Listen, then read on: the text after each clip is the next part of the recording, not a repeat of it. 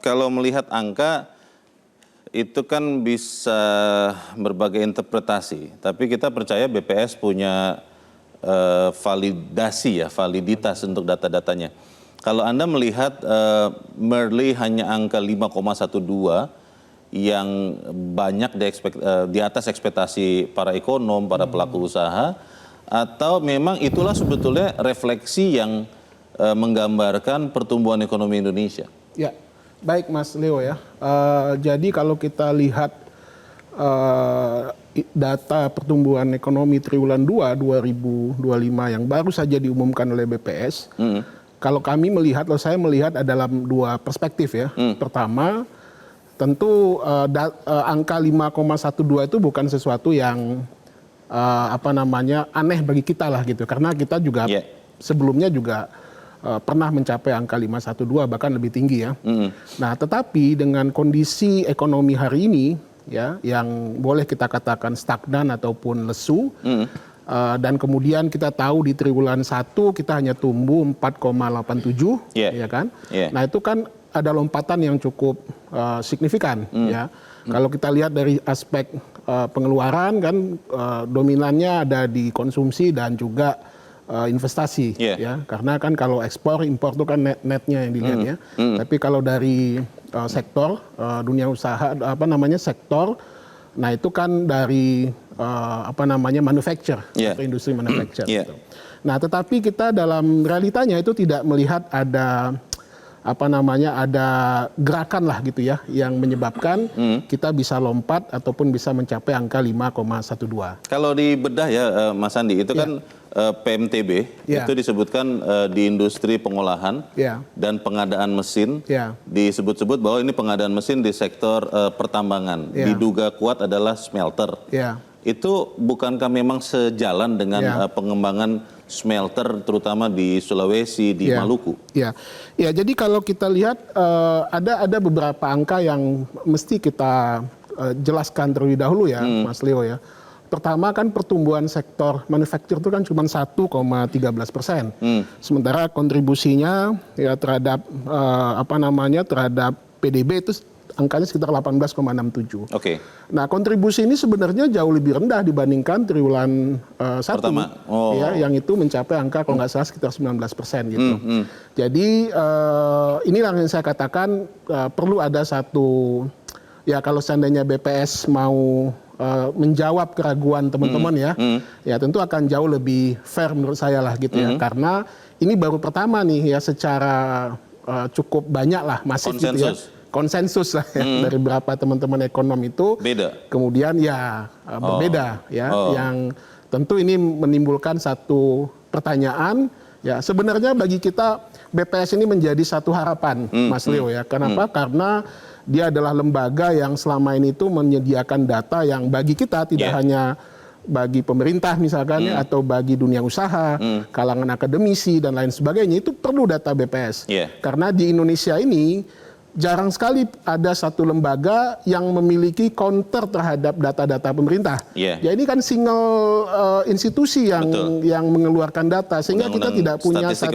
Itu ya? Betul, kita tidak punya data tunggal, kita tidak punya pembanding gitu.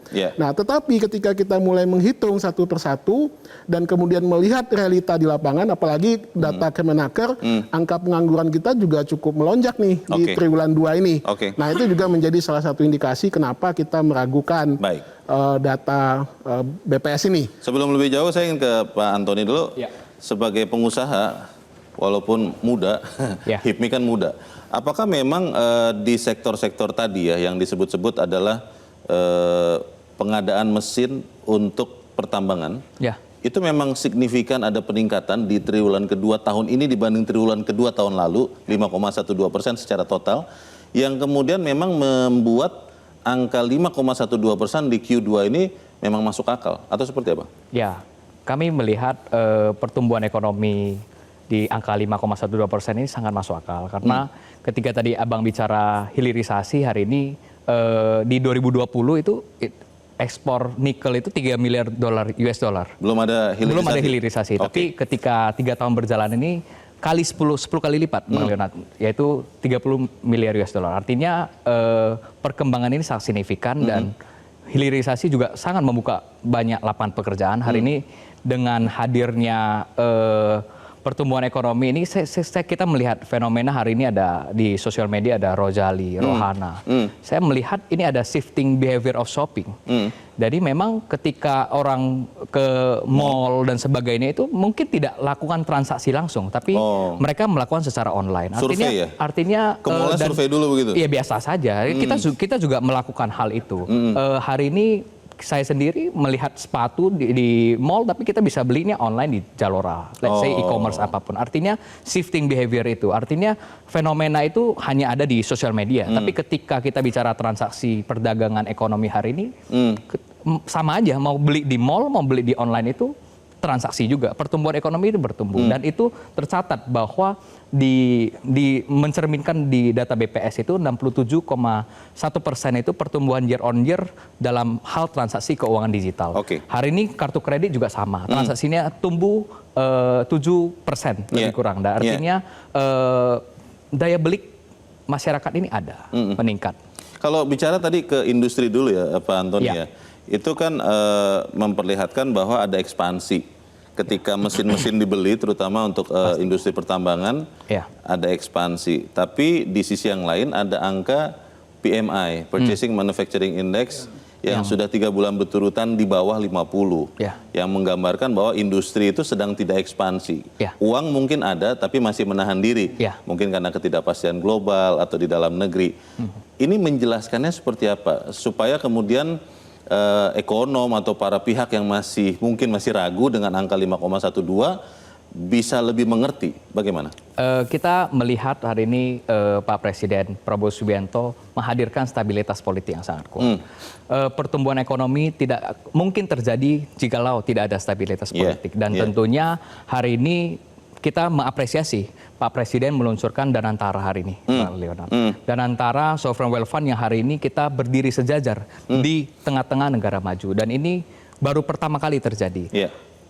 Dan ada 18 proyek hilirisasi yang akan dieksekusi oleh Danantara dan Kementerian SDM. Hari ini kita harus apresiasi itu, dan kita menunggu dan kita mensupport pemerintah agar benar-benar menjalankan program hilirisasi yang telah dicanangkan. Hari ini kita sudah melihat hari ini ada feasibility studies terkait 18 proyek hilirisasi. Ketika ini dijalankan, saya rasa ini bukan lagi bicara 5,12, ini roadmap ke 8% ini ada, Bang Leonard. Dan HIPMI sangat optimis ya, dan siap terus menjadi mitra strategis pemerintah, karena ketika bicara terkait pertumbuhan ekonomi, kita perlu mendorong adanya jumlah pengusaha meningkat. Rasio hari ini jumlah pengusaha ini 3,35%. Ini challenge kita, Bang Leonard. Bagaimana kita terus mendorong pengusaha by design, dan yang ini yang kita lakukan di HIPMI. Artinya HIPMI perguruan tinggi dan sebagainya, dan cikal bakal untuk melahirkan pertumbuhan ekonomi yang bagus tentu perlu melahirkan jumlah pengusaha yang lebih banyak ke depan. Mas Fahrul, kalau beberapa ekonom dari luar Indonesia, asing ya, itu disebut-sebut tidak kaget ketika ada angka triwulan kedua 5,12%. Pandangan Anda seperti apa? Kalau sebenarnya kita lihat soal angka 5,12% dan tidak kaget, sebenarnya ada beberapa faktor, Pak. Dan faktornya itu ternyata nggak terjadi di Indonesia aja. Terjadi juga di Vietnam, terjadi juga di beberapa negara yang lain. Apa itu kejadiannya? Itu ada suatu kondisi di mana ketika terjadinya trade war, sebelum Donald Trump pada waktu itu mengumumkan tarifnya berapa masing-masing negara, jadi sekira terjadi fenomena front loading pada dasarnya. Kegiatan ekspor impor itu meningkatnya itu lumayan drastis. Orang buru-buru belanja sebelum tarifnya dinaikkan begitu. Benar, paling tidak eksportir sama importirnya. Nah, lalu saya lihat ya itu pada dasarnya bisa jadi justifikasi untuk 5,12. Tapi ada pertanyaan juga ini, Mas. Kalau kita ngobrol-ngobrol ya, baik itu investor pasar modal ataupun juga dengan banyak pelaku usaha, mereka yang banyak komplain bahwa kondisi di lapangan itu kurang bagus, sebenarnya ada penjelasannya juga. Yang sebenarnya itu absen ini dalam kondisi perekonomian kita zaman now, kita kehilangan kondisi ada broad based growth. Kita selalu melihat tiap kuartal ada selalu sebuah sektor jagoan di pertumbuhan ekonomi. Leadingnya saja. Leadingnya kuartal 1 ada pertanian, tumbuhnya double digit ya. Terus juga ada di second quarter ini ada investasi permesinan. Permesinan karena ada beberapa yang realokasi ke Indonesia. Itu juga membuat PMTB kita itu tumbuhnya meningkat. Tapi itu yang ternyata fenomena yang kejadian sekarang tumbuhnya itu nggak broad base, Pak. Jadi pertanyaannya ini justru kalau sekarang ini ya apakah kuartal 3 datanya masih bagus? Saya juga masih lihat nih bisa jadi ada sektor-sektor lainnya juga yang mendapatkan insentif dari pemerintah atau investasinya masuk itu masih bisa tinggi. Cuman pertanyaannya apakah angka itu memberikan dampak langsung secara merata kepada masyarakat? Saya rasa itu isunya dibandingkan 5,12% itu valid atau enggak? Pertanyaannya adalah kalau kemudian di bagian first half ya, semester pertama ini pemerintah kan untuk mengucurkan anggaran, Mas Farul, itu agak pelan ya. Saya nggak mau bilang terlambat, pelan begitu. Apakah kemudian rencana untuk mengucurkan lebih dari 2.000 triliun di second half tahun ini itu bisa mendorong ekonomi Indonesia, katakanlah triwulan ketiga ya, tetap ada di 5 atau di atas 5%? Kalau saya lihat di kuartal 3 kemungkinan bisa sampai 5 masih bisa, cuman lebih rendah daripada 5,12. 5,12 ini ada beberapa kejadian di investasi itu yang luar biasa, Pak. Yang bikin investasi permesinan itu kalau saya nggak salah 25% naiknya. Kenapa diperkirakan lebih rendah? Tahan dulu karena kita harus jeda dahulu, Mas Farul dan pemirsa tetaplah bersama kami. Top Ekonomi segera kembali.